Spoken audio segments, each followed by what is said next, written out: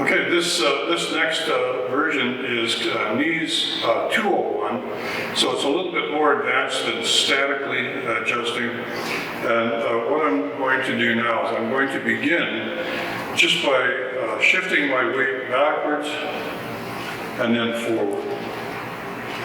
This very, very simple looking exercise is actually quite difficult for many people to do until the conditioning, the strength and the suppleness is developed to the point that you can do it and stay very, very relaxed.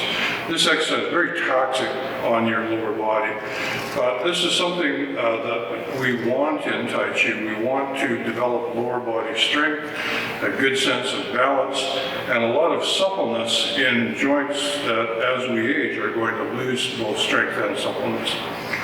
So I'm on my left side, left leg forward, simply shifting my weight back and forth. Now, if you watch my front, again, as I shift, that knee is moving inwards a fair amount. My belly at the same time is moving towards my knee. When I shift backwards, I'm going to do exactly the same thing, but going backwards. So my belly follows my weight, my knee and my belly start to come together. So this knee has gone inwards quite a bit. So again, when I go back, my front knee goes slightly outward. When I come forward, front knee goes slightly inward, and the rear is doing the same thing. So fresh legs, go to the other side when you get tired, and do the same exercise. Now, if you want to make this a little bit more exciting, you can do push,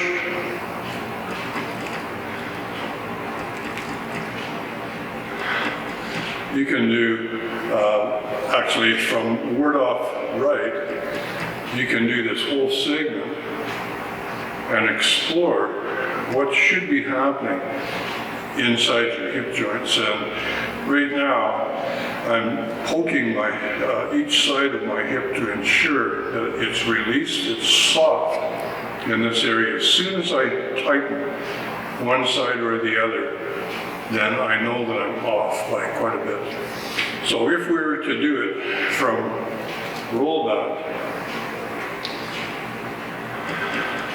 there's no stepping involved in this, so it's, in that sense, it's fairly simple.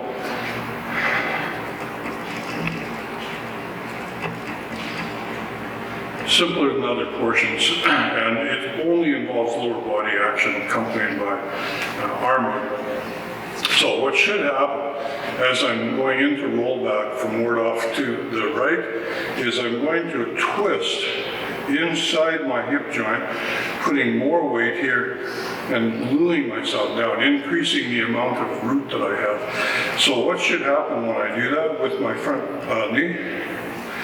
It should go in more. Now, some people retreat, but that's not the application and that's not the point of the posture. The point of the posture is sit on your front, drop your arm in this manner, and rotate. Rotate back. Now, as we first go back and then later turn, what should happen on your front knee then is it should be going outward slightly. And what you'll find most people doing is collapsing and having this leg follow them. So you can see just by looking that I'm pretty ragged in that position. I've lost my integrity, I've lost my alignment. I don't have any means of being balanced or centered or rooted, especially on this side. So it's 1, 2, 3. This knee going in on forward. If we do press, this knee is going to move inwards even more. Now, this knee is going to move out, and of course, this knee is moving slightly inwards.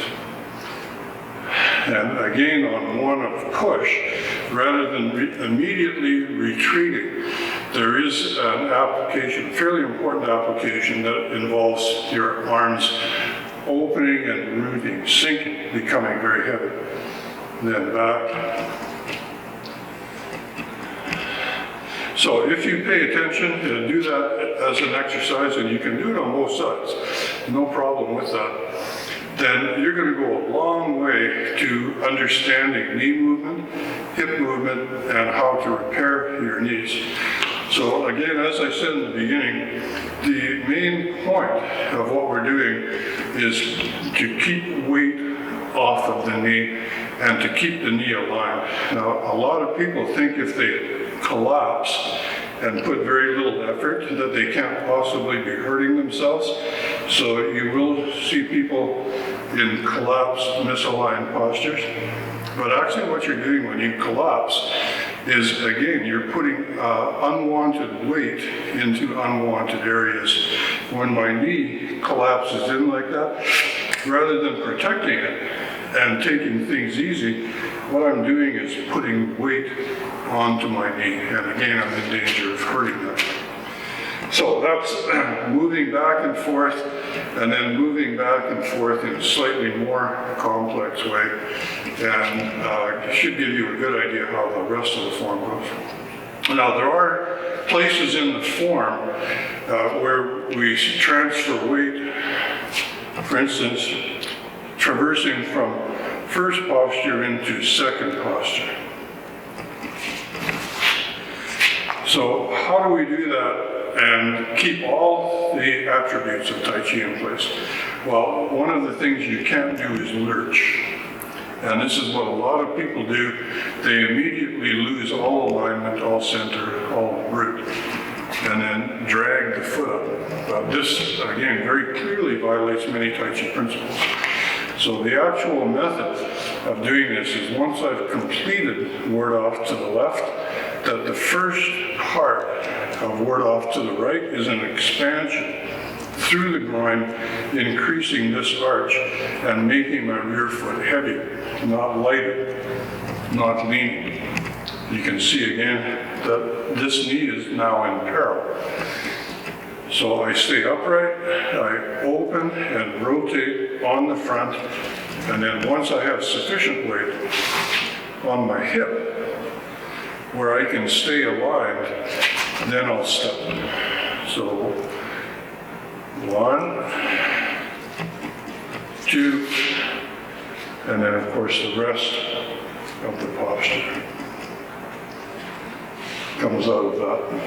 But the point of this next little bit is that quite often we're either stepping forward or stepping backward, and we want to know how to do that in a way that's also going to protect our knees and prevent us from misaligning through lack of strength and lack of suppleness. So when I come forward, I'll try to get a bit of an angle on this for you. When I'm coming forward, the first thing that I'm doing is my weight is shifting, but I refuse to let it leave my hip and put myself into a misaligned position. That just ends your Tai Chi. At the moment that you're off your hip and out here, your Tai Chi is gone. So without any arms being involved, first thing I do is sit more and root more, and then focus on being straight, aligned, and on this hip, then it's actually my hip turn pulling my foot into place. It should be knees fairly close together in this position. So if I was to do that, and sometimes we do this in class, we'll do it as a bit of a contest, who can be straight and do this? Now, can you be straight and step backwards and do the opposite? So now this knee, as we've been doing today, is drifting in. My weight is going clearly into the center of the hip where I need it to be if I'm going to be aligned.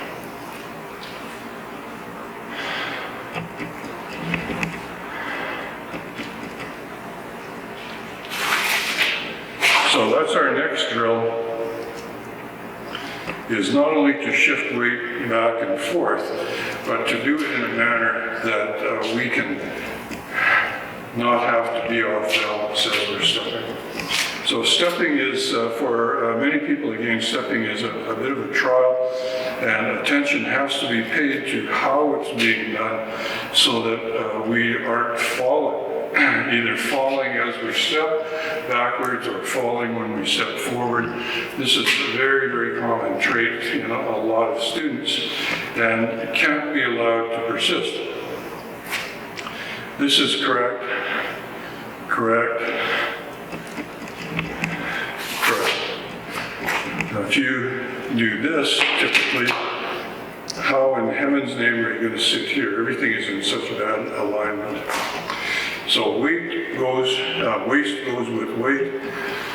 Even when we're stepping, when I step back, I'm going to add more weight, and my waist has to turn more in that direction. Now my weight's going here, so my waist turns this way. When I step, I need to turn my waist slightly more. When I step forward, rather than fall, what I need to do is turn very slightly more to where my weight is. Okay, so that's 200 or 201, whatever you want to call it, second level of doing this exercise where we keep our weight off of our knees in all movements.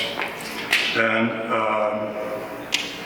so next exercise, the beginning of it, this is getting into the 300 level.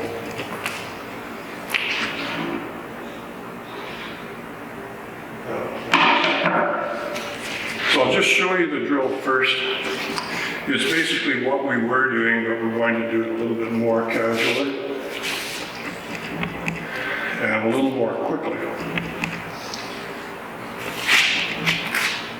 Now, if you imagine your arms being pulled down, if you step this way, you're going to fall. If you do this, you're going to fall. The only way you can manage to have your arms pulled down is to be absolutely straight. Stay on this hip rather than fall forward. And sink yourself, root yourself. If you're doing something like this and somebody's pulling, again, you're going to be pulled off very easily. So straight, straight, straight, straight, straight.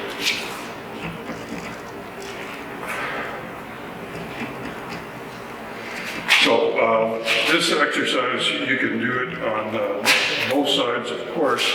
I tend to do it on a bit of an angle when I'm doing it in class. You can do it on a straight line if you wish, but I find it slightly more profitable to do it on an angle.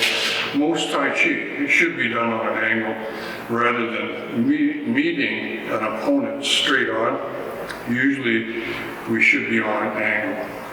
So most of the time when I'm practicing, I try to do all of my postures that way on an angle.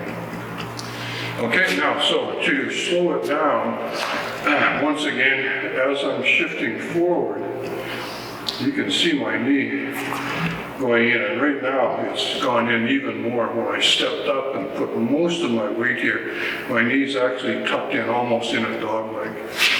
So it's still there. Now, as I shift back, that knee is rotating out. This knee is rotating in.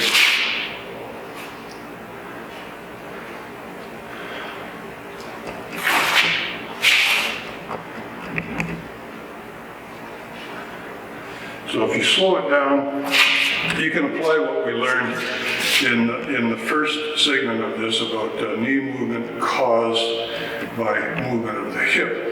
But again, this presumes that you're capable of bending your hip, both sides, and keeping your weight on your hip. Anytime you tighten your hip, you're so off that you're not going to be capable of doing this. The hip can't adjust when it's locked. And right now I'm locked on both sides.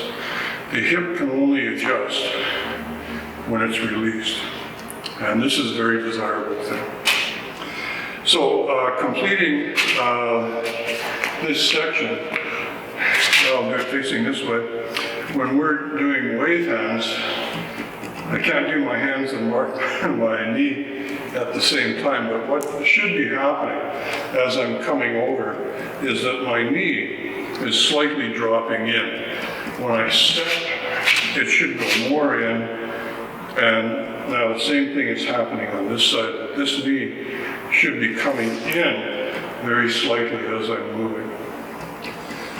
So it doesn't matter your body positioning as long as you're aligned and released and have root down through your hips into the ground. It doesn't matter if you're going forward, backward, side to side, or stepping to angles. This is a 100% attribute, or you could say principle of movement. This is how our body wants to adjust itself to maintain integrity.